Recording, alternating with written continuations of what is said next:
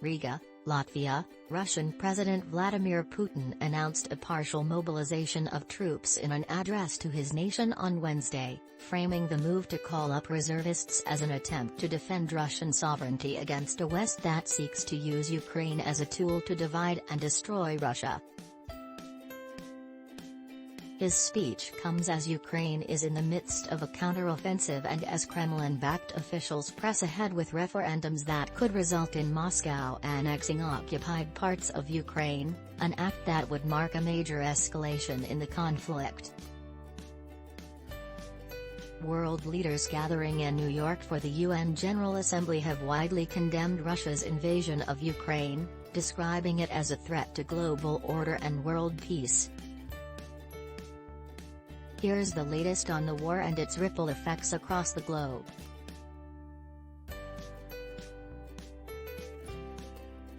Here's what to know: Vladimir Putin's remarks are an obvious threat and should be taken very seriously, a British deputy foreign minister said Wednesday, expressing concern that the Russian president was losing his grip on the situation unfolding in Ukraine. Clearly it's something that we should. I'm not sure he's in control either, really, Gillian Keegan told Sky News. This is obviously an escalation, she said as she noted that some of the language used by the Russian leader was quite concerning. Moscow is facing a significant manpower problem, despite recent recruitment efforts, including enlisting prisoners and sending volunteers to the front line with little training. Vladimir Putin likely hopes to improve Russian force generation capabilities by calling on the Russian people to volunteer for a war to defend newly claimed Russian territory, the Institute for the Study of War, a U.S. think tank that closely tracks the conflict, said of the annexation plans. A successful Ukrainian counteroffensive has forced a major Russian retreat in the northeastern Kharkiv region in recent days, as troops fled cities and villages they had occupied since the early days of the war and abandoned large amounts of military equipment.